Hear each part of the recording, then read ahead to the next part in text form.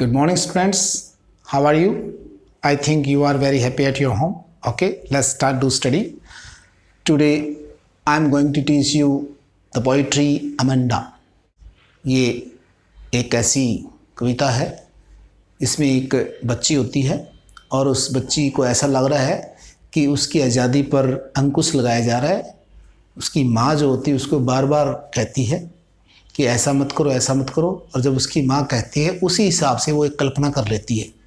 अगर उसकी माँ डांटती है नंगे पाँव मत जाओ, ऐसे मत करो, तो वो सोचती है कि वो ऑर्फन है, और कुछ ऐसा और कहती है तो वो अपने आप को कोई परी समझती है, कभी कुछ समझती है। इस कविता में आपको बताया गया है। ओके, ये कविता स्टेंजा वाइज मैं आपको पढ़ा रहा हूँ।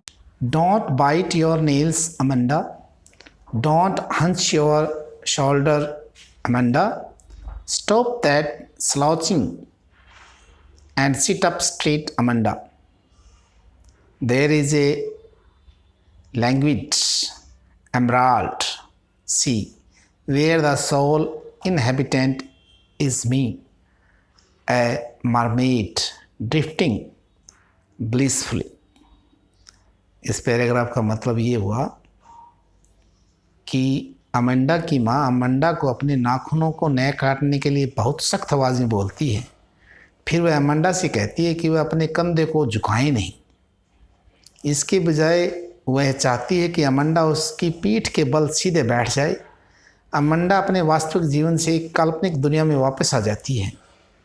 वह कल्पना करती है कि एक सुंदर हरा समुद्र है जिसमें केवल वह रहती है और उसे परेशान करने वाला कोई नहीं है।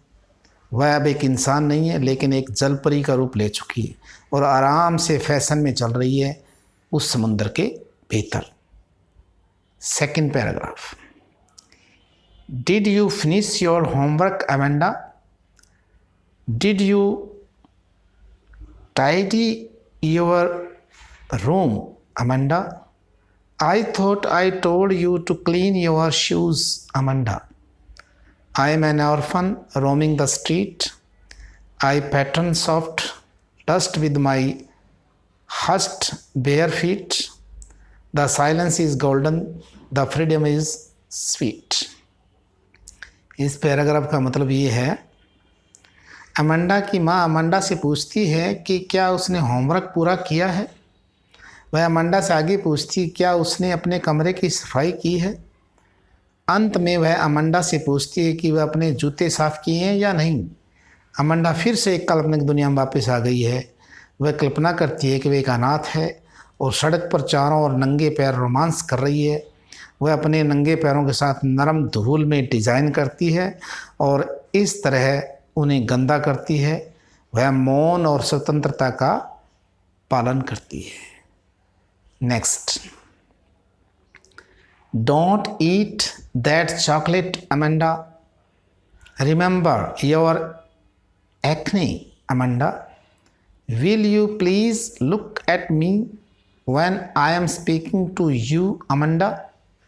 अमेंडा की माँ ने उसे कोई भी चॉकलेट खाने से मना किया क्योंकि वे उसके चेहरे पर मुहासे पैदा कर सकते थे। जब वह उससे बात कर रही होती है तो उसे देखने की आज्ञा देता है। अमेंडा अपनी काल्पनिक दुनिया में वापस आ जाती है और खुद को रेपेंजेल होने की कल्पना करती है। वह कल्पना करती है कि वह टावर में अकेले रहने के लिए पूरी तरह से खुश है क्योंकि उसे चिंता करने की कोई बात नहीं है। वास्तव में वह अपने जीवन से इतनी खुश है कि वह टावर से भागने की कोशिश में अपने बालों को कभी कम नहीं होने देगी।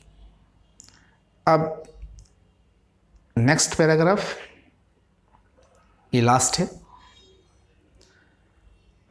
Stop that sulking at once Amanda, you are always so moody Amanda, anyone would think that I nagged at you Amanda. ये रॉबिन खेलिन पोइट है। अमेंडा की माँ ने उसे मचलना, वो मचलती है, सल्किंग मतलब मचलना बंद करने के लिए कहती है।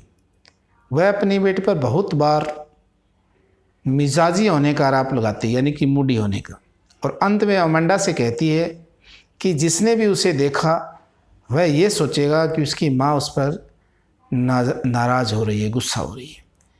कविता में एक किशोर लड़की की दुविधा को दर्शाया गया है जब उसे लगता है कि उसकी स्वतंत्रता पर, आज़ादी पर पर्दा पड़ा है।